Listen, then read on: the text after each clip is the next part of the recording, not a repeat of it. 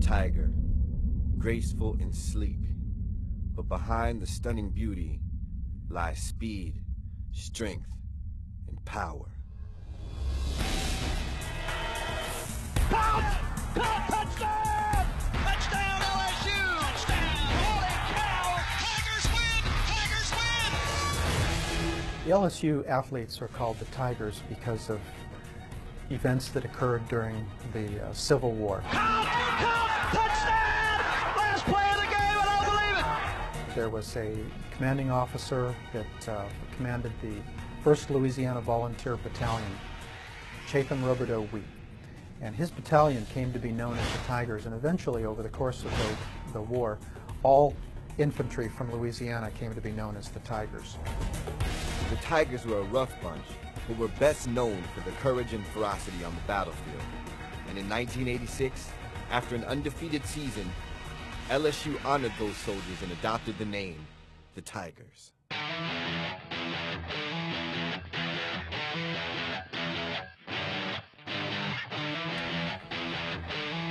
In 1935, Mike Chambers, who was the trainer for the athletic department, decided that LSU needed a live tiger on campus. And he was the person that was primarily responsible for bringing the first tiger to campus the following year in 1936.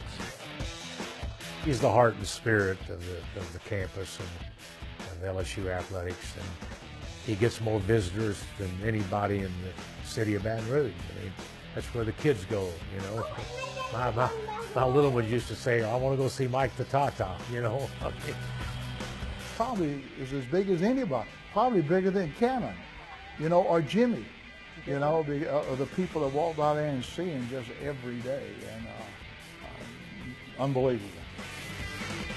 Well, you can see he's very playful, very affectionate. He'd love for us to come in and play with him, but of course we can't do that. But he'll stalk us as we walk around the enclosure. See, if you look at him now, he's stalking me.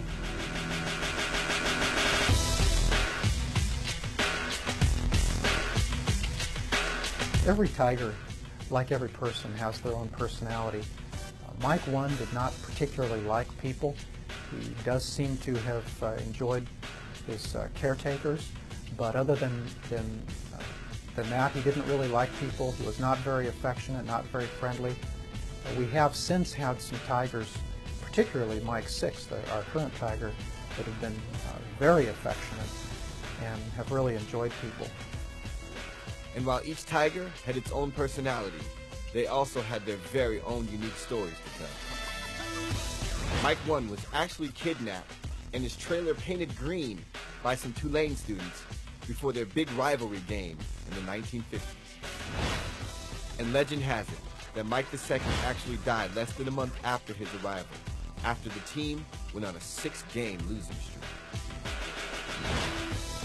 But the most compelling story comes from Mike 4, who actually escaped from his cage.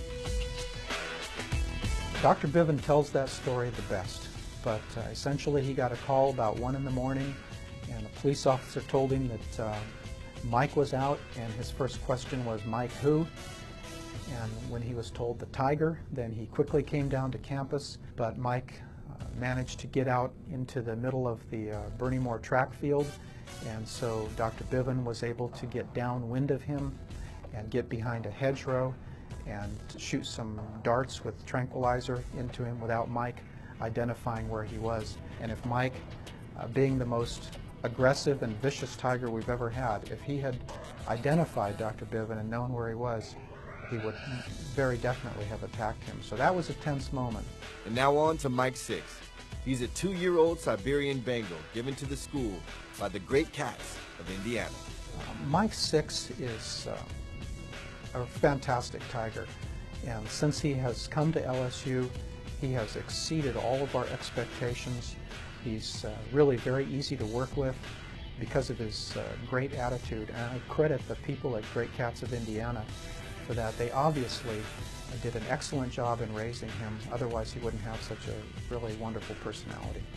And although Dr. Baker is solely responsible for Mike's care, he has the help of 2 very lucky veterinarian students.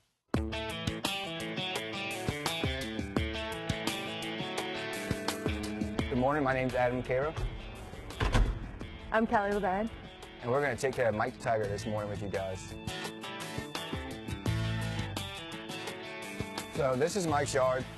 Every morning we come out here and we walk the perimeters and the inside, just making sure that nothing, any debris or anything came into the enclosure that he could get a hold of that might be dangerous to him.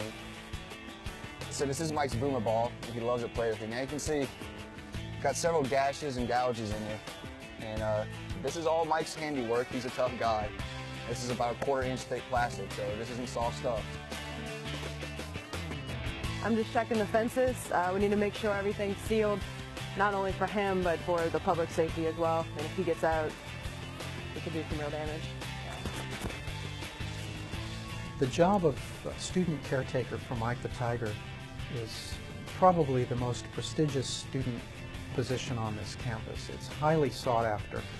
You ready to go outside, buddy? I select the students every other year. I select them as a team. They apply as a team. They're interviewed as a team, and they're considered as a team. It's just an amazing experience. I didn't even expect to be working with him, and the job came up, and we were fortunate enough to get it. It's just amazing. All right, today's Saturday, so he gets 20 pounds. 4 times a week, he gets 20 pounds. The other 3 days, he gets 15 pounds. He gets a zoo carnivore formulated diet. It's ground up horse meat full of vitamins and minerals and all the essentials, that he needs. All right, so this is a little alleyway. This is a squeeze cage. It's also got a scale in it, so actually we need to weigh him, Adam. On the weekends we weigh him and keep an eye on his weight and see if he goes up and down. Big ham. Providing veterinary care for our tigers is a real challenge. You can't just go in the cage with them. You can't haul them out and put them on the exam table and do a thorough physical exam. So you really have to pay attention to what is normal for that animal. Right now he's around 400 pounds. Sometimes he weighs a little more or less depending on the week and how active he's been and how much water intake he's had the night before or whatever. So he should be going through a growth spurt pretty soon though, because like I said, he's a juvenile and he will be growing. Let me open this door to his enclosure, and he goes running out. But to really get a sense of what Mike the Tiger means to this LSU community, you have to travel to Death Valley for game day. The impact of Mike the Tiger entering Tiger Stadium and riding around the field with the cheerleaders on top of his trailer is something that has to be experienced and is virtually impossible to adequately explain. Again, this gets back to what Mike means to the LSU community. I think Mike the Tiger is a great representation of LSU's pride. I think the fans get a lot out of it. We all get pumped before games. But when he goes in the stadium, everybody just loves, they just stare at him. They got their binoculars. And you hear stories from opposing players throughout the years because he sits right in front of their locker room and they get him riled up and he growls. And you can hear every player talk about him now when they interview ex-players from other teams. They just, I think it takes a little wind up his oh, it's funny. It's funny to see, it scares some of the guys, that get next to him again. I'm like, yeah. It's hard for people to understand and appreciate what Mike the Tiger means to LSU. He symbolizes all that is good about LSU and all that LSU fans and alumni remember about LSU.